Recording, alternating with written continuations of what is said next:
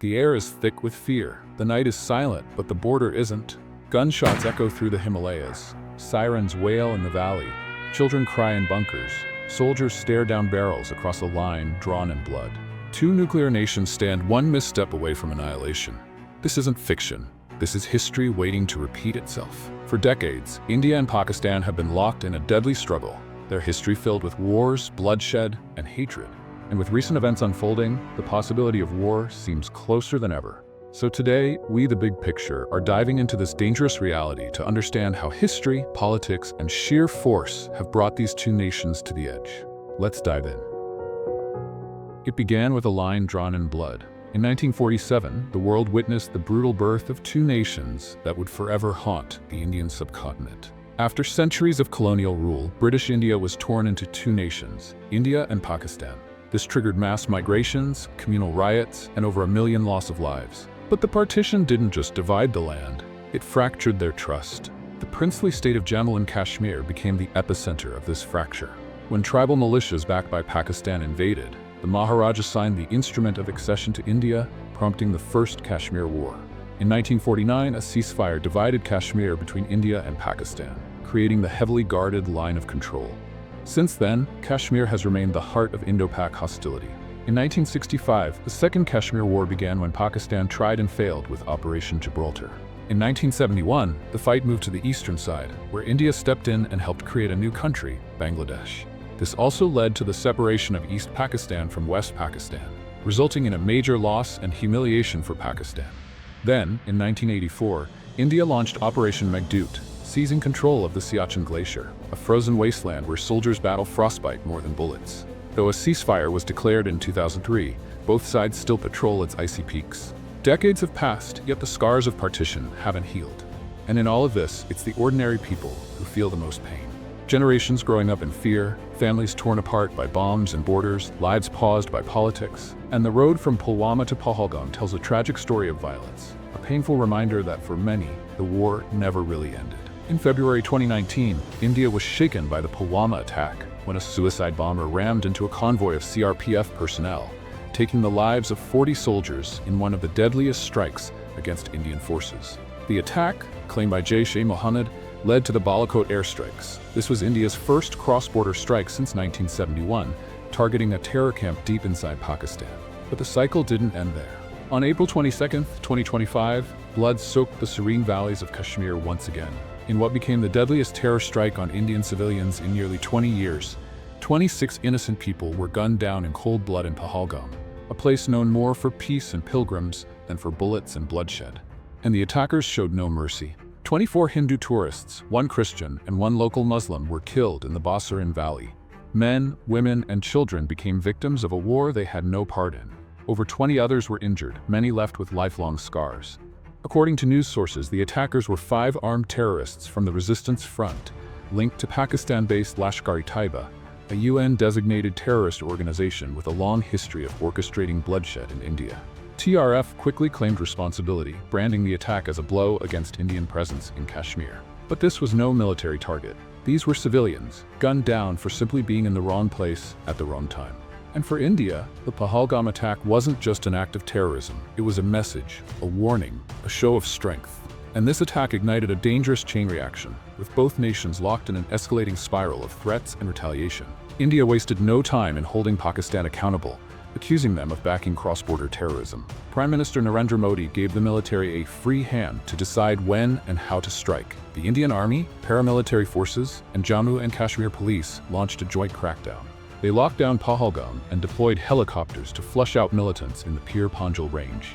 On April 24th, in Udhampur, 1 Indian soldier lost their life and 2 others were injured during a gunfight with suspects. Authorities detained over 1,500 individuals and demolished the homes of 10 suspected militants' families.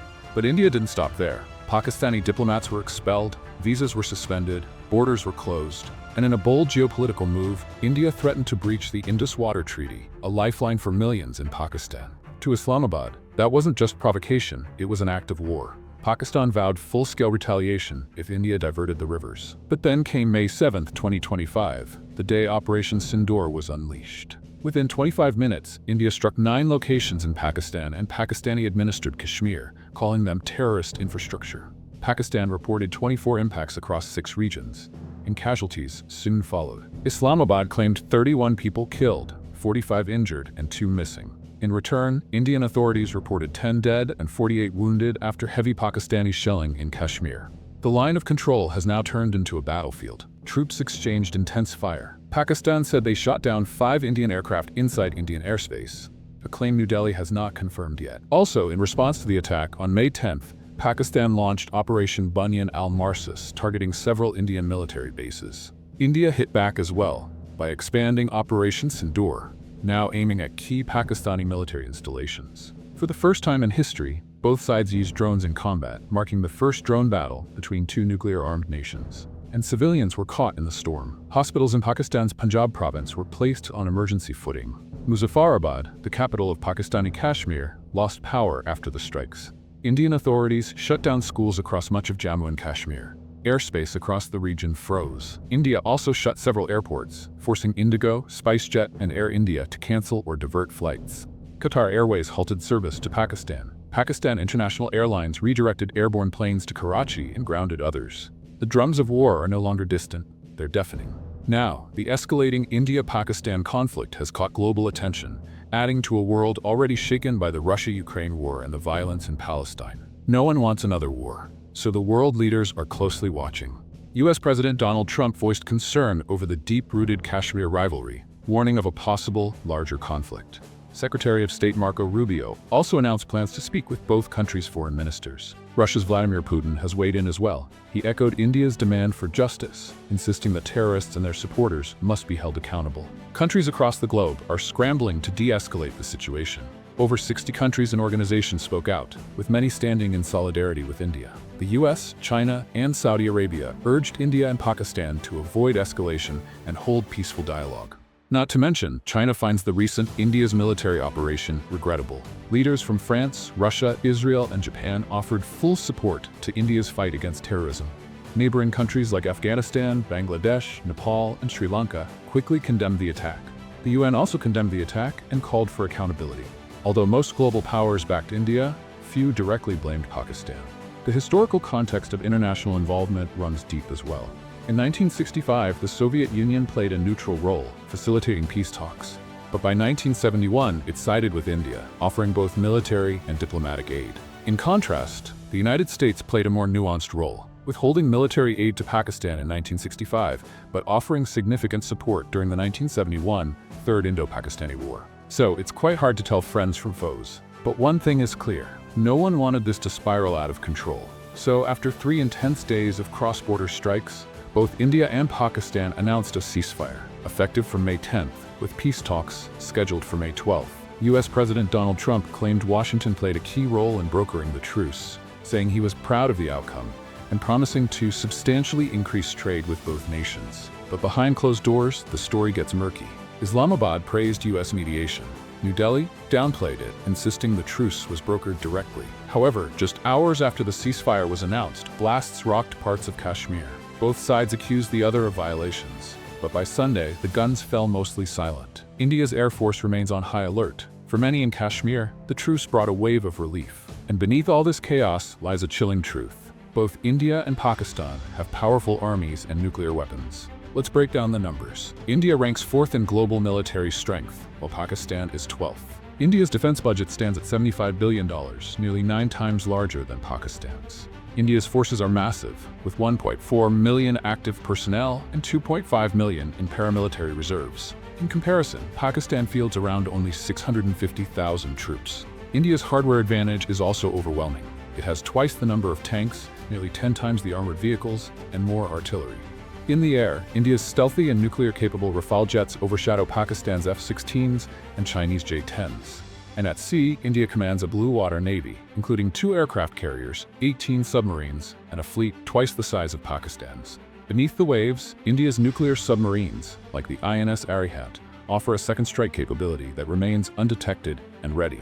India's Agni-V missile can reach 8,000 to 10,000 kilometers, while Pakistan's Shaheen-3 and Babur missiles are formidable but limited in range. And while India holds the military edge, both can destroy each other. Because both countries are armed with nuclear weapons, India adheres to a no-first-use nuclear weapon policy. But Pakistan's stance remains unclear, signaling it may strike first if provoked. Even with the ceasefire in place, the tension is far from over, and the threat of escalation still looms large. Experts warn even a limited exchange could trigger nuclear winter and kill over 2 billion globally. So what comes next? Sure, the ceasefire holds, but peace remains fragile, hanging by a thread. Beneath the calm, the threat of nuclear war hangs heavy. But as the tension stretches on, one question echoes. Can we stop history from repeating itself? Or are we on the brink of something much darker? The people wait in silence, caught between hope and fear. The world holds its breath as both nations remain just one misstep away from catastrophe. For now, there's hope. Hope that diplomacy will prevail, that restraint will win. But remember, if war begins, it won't stay confined to maps or borders, because when nuclear nations fight, no one stays untouched. So, what do you think will happen in the future? Let us know in the comments. And if you want more in-depth, easy-to-follow breakdowns like this, don't forget to like the video and subscribe to the channel.